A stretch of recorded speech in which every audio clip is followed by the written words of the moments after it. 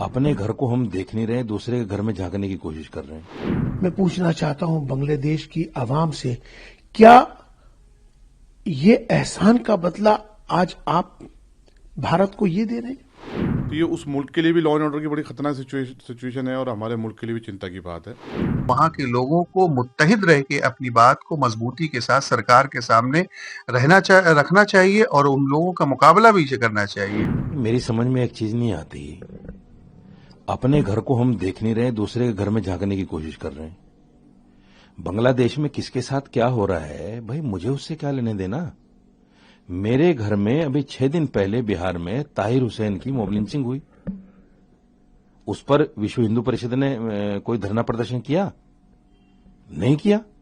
कोई आवाज किसी ने उठाई? नहीं उठाई। किसी नेता ने कुछ उसके लिए बोला? नहीं बोला। इसलिए कि वो मुसलमान है। और आप प्रदर्शन कर रहे हो इसलिए कि वो हिंदू था मरने वाला।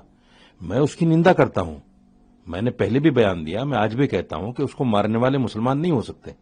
मैं इतना सख्त बोल रहा हूं, उसके मारने वाले मुसलमान ही नहीं हो सकते, क्योंकि इस्लाम इस तरह के किसी को मारना, इस तरह जलाना, उसकी लाश के साथ बर्बरियत करना, इस्लाम कतई इजाजत नहीं देता। इस्लाम तो ये कहता है कि अगर किसी नाहक आदमी को आपने कत्ल कर दिया तो ऐसा है जैसे पूरी इंसानियत को आपने मार दिया। तो ये मुसलमान तो वो हो ही नहीं सकते। जिस तरह से अभी इंसानियत का कत्ल हुआ, अभी जिस तरह से उस बच्चे को उसकी हत्या की गई और उस हत्या करने के बाद उसको नंगा करके पेड़ से लटकाया गया, और जिस तरह से उस लाश की नुमाइश की गई, बहुत दुख की बात है। मैं पूछना चाहता हूं बांग्लादेश के चीफ इमाम से, मैं पूछना चाहता हूं बांग्लादेश के चीफ काजी से, मैं पूछना चाहता हूं बांग्लादेश के इमामों से, मैं पूछना चाहता हूं बांग्लादेश की आवाम से, क्या ये एहसान का बदला आज आप भारत को ये दे रहे हैं? भारत ने हमेशा से बांग्लादेश का सहयोग किया, चाहे वो आर्थिक स्थिति हो, चाहे वो व्यापार का मामला हो, चाहे उनका इंफ्रास्ट्रक्चर का हो। हर कदम पे भारत बांग्लादेश के साथ खड़ा रहा। यह एहसान फरामोशी है। मैं उन इमामों से, चीफ इमाम से पूछना चाहता हूं, क्या इस्लाम का तरीका यही है? इस्लाम बचाने का नाम है, इस्लाम मारने का नाम नहीं है। पिछली मर्तबा भी आपने देखा कि मंदिरों को जला दिया गया, हिंदुओं की निर्मम हत्याएं कर दी गई, औरतों के साथ रेप किए गए। क्या ये इस्लाम इसकी इजाजत देता है?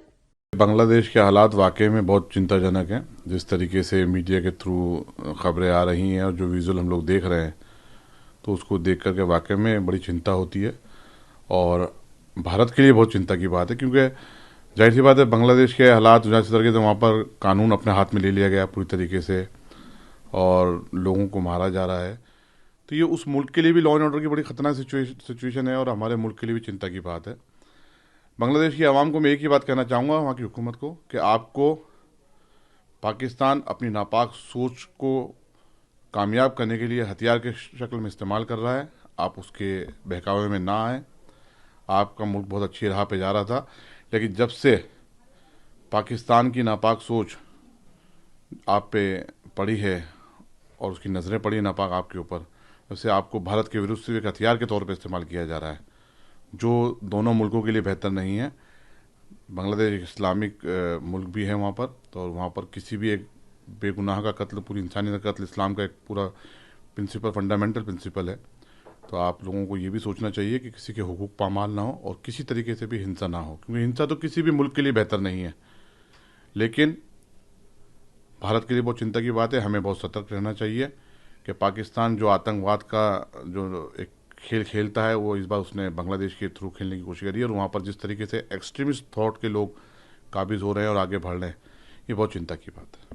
देखिए, बांग्लादेश की जो सूरत हाल है और मोहन भागवत साहब का ये कहना कि तमाम हिंदुओं को संगठित रहना चाहिए, और मैं समझता हूँ कि होना भी चाहिए। जहाँ पे लोग अल्पसंख्यक में हो, माइनॉरिटीज में हो, अकलियत में हो, वहाँ के लोगों को मुत्तहिद रह के अपनी बात को मजबूती के साथ सरकार के सामने रखना चाहिए और उन लोगों का मुकाबला भी करना चाहिए। लेकिन सरकार की ये जिम्मेदारी बनती है कि यहाँ का जो मुसलमान है, यहाँ का जो बुद्धिजीवी है इस मुल्क का, वो बांग्लादेश की सूरत हाल पर बहुत चिंताजनक है और वो सोचता है कि वहाँ के हालात जल्द से जल्द कंट्रोल में हो और माइनॉरिटीज, अल्पसंख्यक और हिंदू जो लोग वहाँ पे रह रहे हैं उनको प्रोटेक्शन और तहफ़्फ़ुज़ मिलना चाहिए। उनकी जान की हिफाजत की जिम्मेदारी वहाँ की सरकार और फौज की है।